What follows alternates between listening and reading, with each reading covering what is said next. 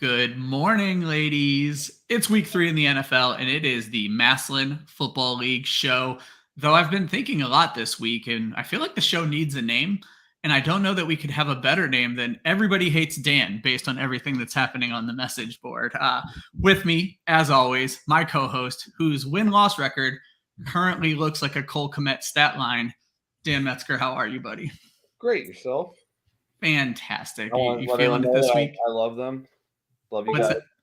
Oh, I'll just give them the double salute once again. And our first guest, Stevie. You remember the year because I certainly don't remember the year. You won a championship at some point. You look like you're poised to maybe take another one down. Steve Weiss is with us. Steve, how are you, buddy? Yeah, I'm doing well. Excited to be here, and I am the 2014 champion. 2014 champion. So like a Dallas Cowboy fan, living in the past as long as he absolutely can. We're back this year. We're back. But you have as many losses as Cole Kmet has fantasy points, so I'm proud of you as well. So it's been quite a season for Cole Kmet. Cam Akers finally turned it on last week, so I'm going to have to stop talking shit about him. Let's start with the trades. 6 of them this week. Not quite as consequential as the ones last week. JR and Xavier traded Darrell Henderson straight up for Chris Olave. Olave goes to Xavier's team after being a first-round pick by JR. Then JR and Xavier do another trade and trade Kyle Pitts, an 8 and a 9 to Xavier for 2 threes. I want to get back to that one. JR then jumps on a trade with Brian, sending Joe Burrow, Ramondre Stevenson, and a 4 for Tua and a 7. JR looking to complete the Tua Tyreek stack. Kenny then buys Joe Burrow off of Brian for a 4. And then Brian trades Taylor, Carson Wentz, and an 8 for George Pickens and a 5. And then finally, Brian completes the fire sale and sells me Tyler Lockett, Ramondre Stevenson, a 4, 9, 10 for Tyler Boyd, Robert Woods, a 3, 5, and 11. So the way Brian looks at it is he sold me Ramondre Stevenson for a 3. So Stevie, did any of these trades stand out to you? Was there anything weird to you? I know JR's out of the playoff hunt. I really like Pitts. I wouldn't. It's not a guy I'd be moving for what I feel is very little. It's kind of early to give up on a guy, but I do like the trade for who gained Pitts there. I think that was Brian or Xavier. Yeah, I like that pickup for him. He got him for cheap. I wonder, Xavier's a sharp manager. I wonder, Dan, would Xavier have been working as hard as he has to make his team this much better if we hadn't shit on his team that entire preseason show? I mean, he's proven in his time in this league he cares and he does a lot to make his team better. So, any thoughts on these trades? What's that? Any thoughts on the trades? I mean, I want to bring up last week I talked about how Taylor is the new Brian in this league. Taylor literally picked up George Pickens off waivers and traded him 5 minutes later to Brian. He McGuire. And then Brian started him and got his 3 points out of him. Like I said, Taylor is the new Brian. He literally did it to Brian, what Brian has done to everybody else. I was so proud. It was like watching your kid walk for the first time. It's a good point. I don't know that anyone in this league has ever picked someone off of waivers and then immediately sold them. Besides Brian, exactly. Yeah. So Brian was the only one. Like I said, Taylor is the new Brian. I love it. Brian involved in every trade this week, now that I look at it, except for 2, where Xavier and JR did 2 separate trades to each other. Here are my big issues. JR takes Chris Olave, Kyle Pitts in the first round of our draft and has now sold them for Darrell Henderson and 2 threes.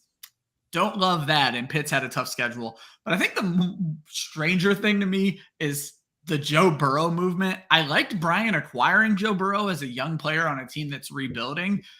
I'm fine with giving up Tua. Brian also got a pick in the Joe Burrow trade, but then turns around and gives Joe Burrow up for a 4. Am I too high on Joe Burrow? Dan, you don't get to answer this. Stevie, am I too high on Joe Burrow? I know it's been a rough opening week.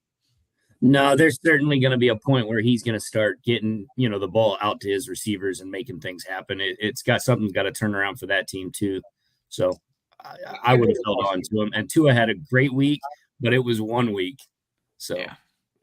I do have a question. So you're saying, are you too high on? So you think that Brian should have got more than a 4 for Burrow? 100%. I think a young quarterback of Burrow's caliber in our 14-team keeper league should be going for a 2 at minimum at this point in the season. Well, that surprises me. So when you made the comment in the message board about the trade, I thought you were complaining that he should have never given up a 4. Like that was too much. Oh, goodness, no.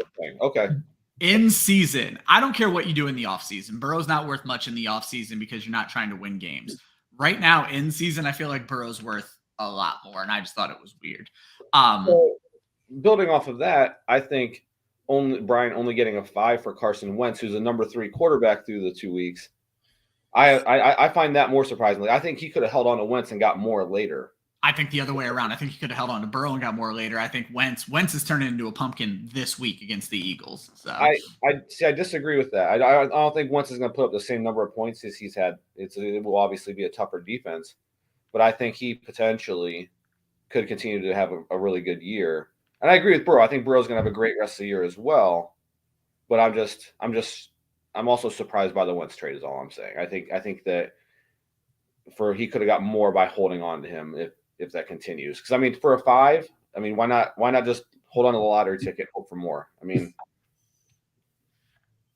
Joe Burrow was the lottery ticket. Brian threw that shit in the trash already. So that's on Brian at this point. Guys, we're skipping the whole let's talk about every game last week. We're just breaking it down to week 2 takeaways. Stevie, do you have any takeaways from last week that you want to share? I do want to let Dan know that I'm still up top. Points, record. The team's not as bad as it might have looked at the beginning of the season there. I had you in the playoffs. Like I never once crapped on your team. I had you as a playoff team. Literally have predicted you to win both games so far. Ryan's the one that said you were going to lose. Let's be clear. I had him winning the champ or with the best record, but then also predicted him to lose both weeks. So Stevie, you got a lot of bones to pick on this show. This is not a fuck you to Dan. It is not, but I do like seeing Phil's team up there at 2-0 as well. Well, then I'll jump into my takeaway because I put Phil is legit. Hurts, Chubb, Diggs are going to keep him in every game. I think Amari Cooper is a good player, 20 points back-to-back weeks. Flex could be Phil's issue moving on in the season, but there's still time to make that up. Dan, you disagree with Amari Cooper though. If you go back to last year, I like Amari Cooper. I just don't know that this offense is going to be sustainable for him to put 20 points a week every week. Someone that Phil depends on and I have more than an issue just Phil's flex. Hines as your RB2 is a problem to me. In PPR, I don't like his. What's that? In PPR, it can work. If you're going for a championship, no. If that's where we're putting them at that level. If you're going for a championship, it's your quarterback, and Jalen Hurts is a championship fantasy quarterback. Team, it's not just a quarterback. I'm big on you need to have a quarterback, and I regret trading Josh Allen right now, but I bet you do. I do. Should. I hate you, Rob. Why'd you have to accept that trade? It was a terrible trade. Ask Brian; he'll tell you all about it. Dan, you got a takeaway you want to throw in here? The trades are bananas. The games were, kind of what we thought for the most part. I didn't think that you'd only win by 1 point, getting 81 over Darren, but here we are. Hence my screen name this week. Sucks to be Darren. I'll throw one more in. Horvath might be the unluckiest guy in this league between injuries and schedule. First, he has to play Stevie, then he has to play Terry, then he loses Keenan Allen, Mike Evans, James Conner, Alvin Kamara. It has been a bad opening season for Steve Horvath, which is why I think I've knocked him out of my playoff race at this point. I think he still has a good team. I think he's going to fuck other people's playoffs up, but rough opening season for Steve. Do you agree, Steve? Yeah, going into the season, I thought I had a tough first matchup and was kind of worried. I was glad to be off to a good start, but his roster it's pretty solid, minus injuries. And I projected that he would be in the playoffs preseason, and I also don't have him there now. Dan, anything to add with Steve Horvath? Yeah, I think his team will come back around. It's a rough start. It's not the end of the world. He'll be fine. Anybody else? I do want to say that I'm enjoyed my prediction of Mike Evans getting tossed from the game last week. And you called it 100%. Yeah. I just love Mike Evans' willingness to throw down with Marshawn Lattimore at a moment's notice. Like, it takes nothing. So since NFL players are retiring and going to boxing, I look forward to that matchup someday. It's going to be great. Stevie, you got anything else you want to throw in on week 2? No, I'm ready to start wrapping it up and then do the projections on week 3. Let's do it. Before we jump into week 3, I mentioned playoffs, and starting this week, me and Dan and whoever's with us are going to talk about our current playoff team. So I'm just going to rattle off my 6. I'm going to give you guys time to rattle off your 6 and talk about them a little bit. So for the current 6 for me, I have Stevie, Terry, Rob Taylor, myself, and Darren. Stevie, who do you got?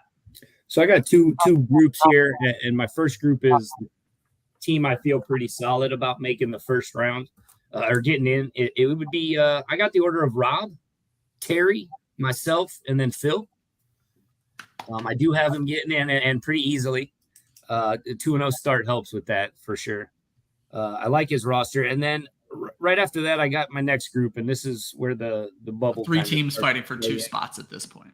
And those 3 teams that I have are going to be Taylor, Kenny, and Ryan. I think that having a couple of those, Kenny being 2-0, Taylor having a win. We got Ryan, I think, at 1-1. The Kenny thing, I don't like his roster a ton. I don't think he's got all the pieces he needs. The 2-0 record is kind of helping him out at the moment. So I think he's got a chance to get in.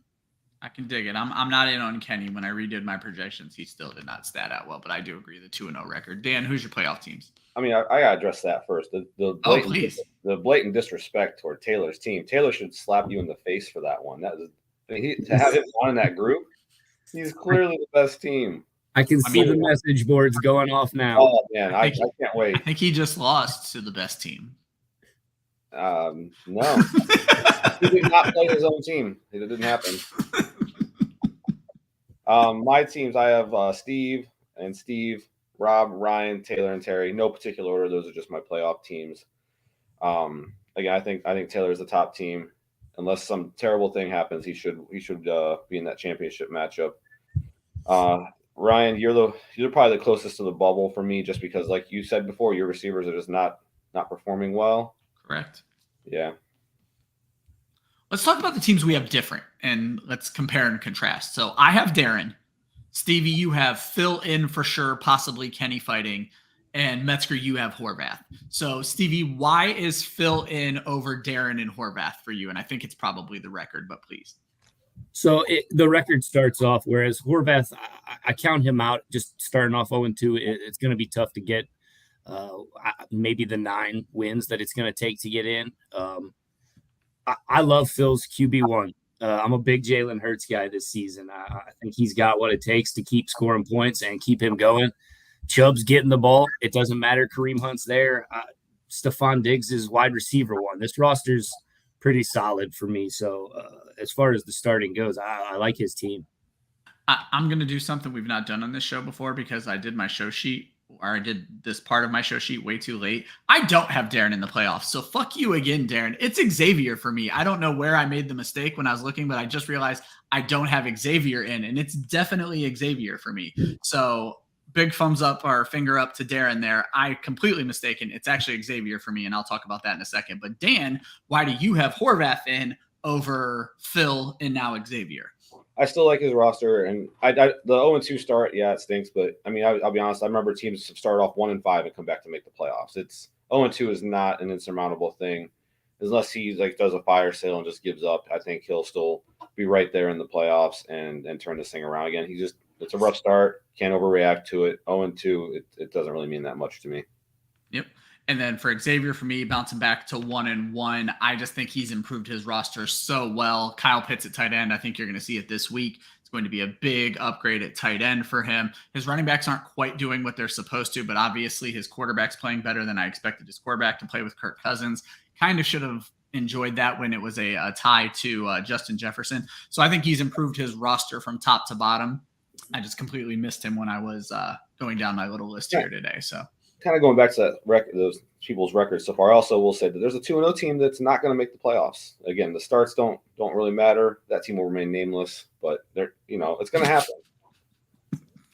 Well, I think we technically all have 1-2-0 team possibly not making the playoffs. For me, it's Kenny. For Stevie, it's maybe Kenny. And for you, I'm going to guess it's clearly Phil.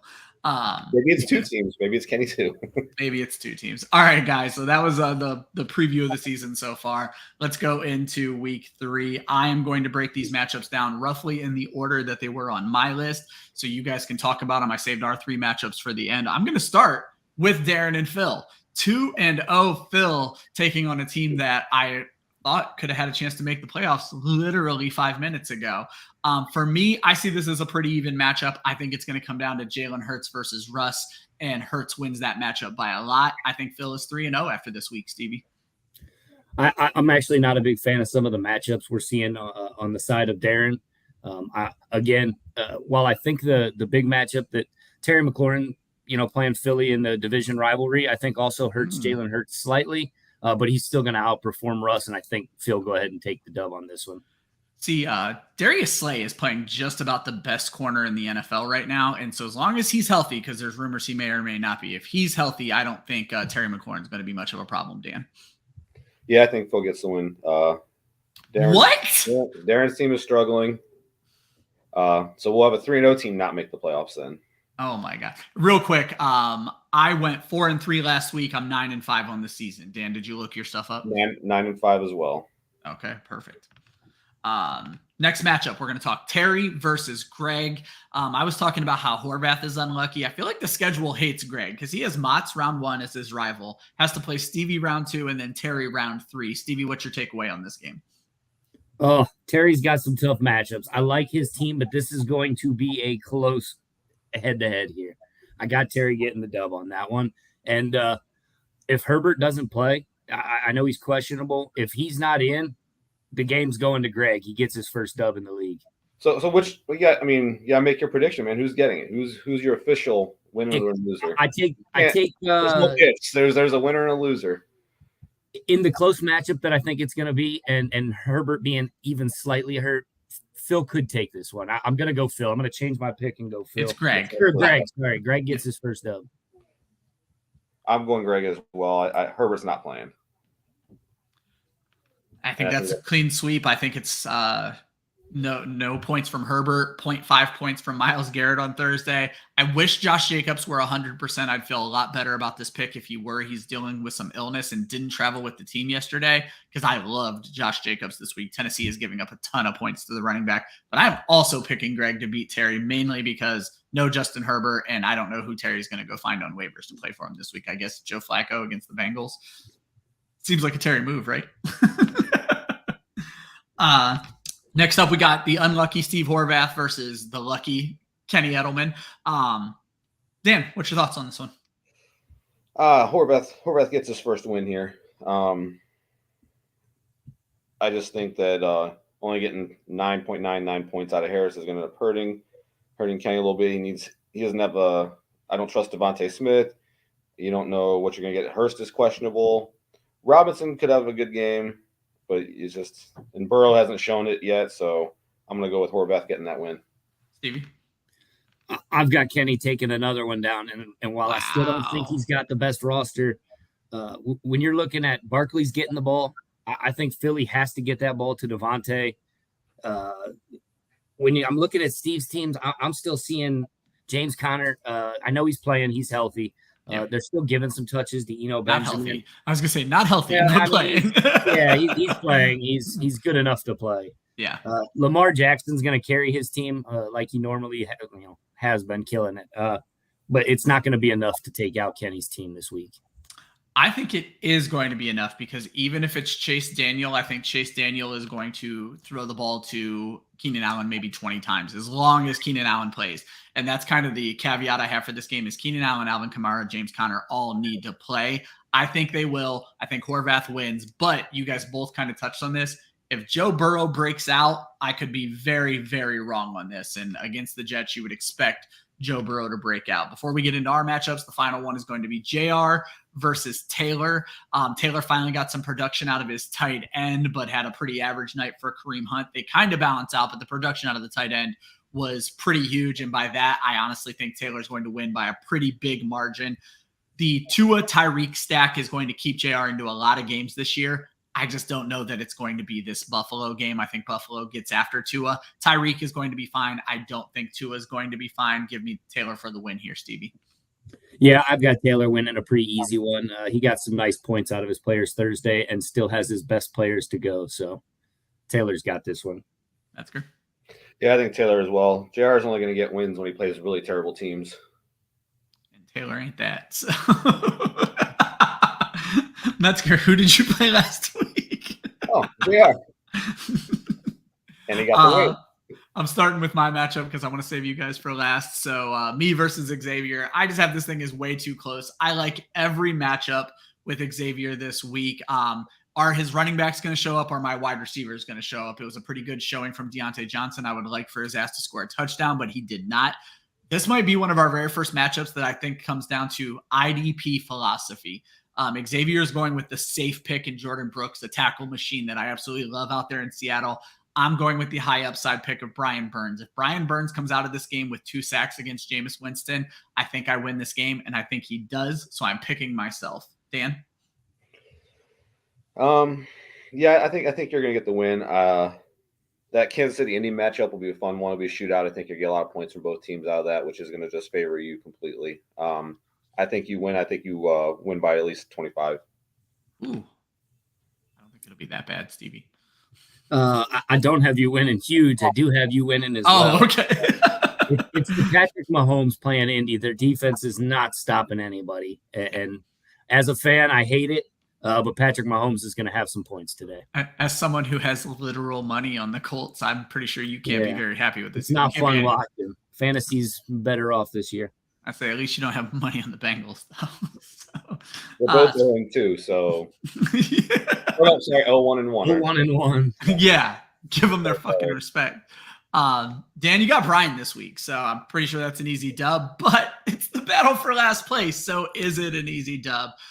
You go from one train wreck to the next train wreck, from JR to Brian.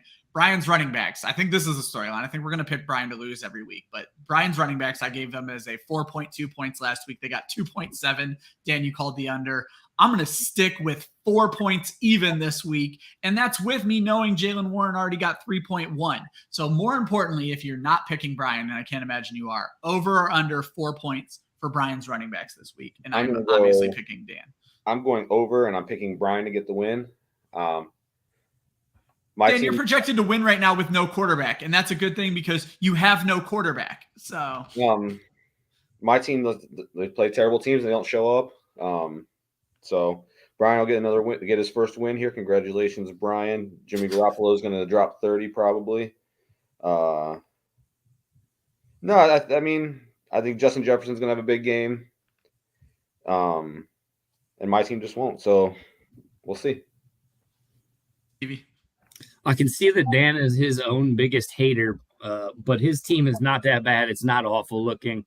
I did write down here, Dan's got the dub. I can't see Brian scoring points outside of his receivers, but I'll take the over on 4. Yeah, I changed Dan's team name to ER because he's just like, thanks I just look what Brian's doing. Brian's building a team, man. Go Brian. Brian is building nothing. I think you could have had a chance to go after. I respect Brian. I think you could have taken an opportunity to go after Burrow this past week and fill that QB spot. You know what? Let's touch on that for a second before we get into your matchup, Stevie. I know you guys need to go. You got shit to do with kids this morning, but let's touch on that real quick because I immediately told Brian you could have gotten more out of Dan on that fucking trade. Dan, could he have gotten more out of you on that fucking trade? Probably. So what's funny is that JR actually came to me first. Him and Brian were working on that Tua trade. I didn't know who it was. I know he's working on some of the trade, and he came to me and was like, "Hey, any interest in Burrow?" I was like, "Possibly, depending on what the price is." And the next day, he texted me, "Never mind, that stuff's falling apart." And then all of a sudden, Burrow's straight. I'm like, "Oh, okay." So my immediate reaction, Brian said that you wouldn't have bought him because you have too many Bengals on your team, and I just so yes, that would have made me very nervous. I probably would have tried to make another move to equal that out a little bit, but I definitely am in need of a quarterback. My Trey Lance and Tom Brady experiment is not working out real well, and I'm definitely not starting Tom Brady this week. So, yeah, definitely a rough season at quarterback for you, Dan. And Stevie, we're going to end with your matchup against Rob Motz. One of the undefeateds has to die this week. So, Dan, what's your takeaway here? I'll give mine, and then Stevie, you can end the show with yours. Rob's taking that win. Ooh. I think. Sorry, Steve. I mean, again, you're a good team. You're in my playoffs, but I like Rob's team a little bit more. I trust Josh Allen a lot more than Kyler Murray, especially Kyler Murray going against the Rams. I believe if you look back at Kyler Murray's history against the Rams, he typically gets absolutely destroyed in these games. So I don't have big expectations for him or Hollywood this week. Whereas I think the Josh Allen versus Miami could be a pretty big shootout with Allen getting lots of points. So yeah, I think Rob takes that win. Couldn't disagree more. I think it could actually get ugly. I think Josh Allen might be all Rob has this week. Aaron Jones, bad matchup against Tampa Bay. Mike Williams, not a great matchup against Jacksonville and may not have his quarterback. Cortland Sutton, typically San Francisco can take away one wide receiver. It's probably going to be Sutton. Tennessee is one of the best against the tight end, and I hate Adam Thielen. So all in all, I don't like anything on Rob's team that isn't Josh Allen. Meanwhile, if I like all of Stevie's roster, as we all know, but we've talked about this before, we should all be praising the sun god, Amon-Ra St. Brown, who is going to probably single-handedly win this matchup for Stevie. Amon-Ra St. Brown absolutely torches Minnesota, and that was last year as a rookie. I think he could straight up put 30 to 40 points, one of those kind of weeks up against the Minnesota Vikings this year. Stevie. Yeah, I will say this, Dan. The beginning of the year when I first heard you hate on the team, I couldn't agree more with Kyler Murray being my biggest issue.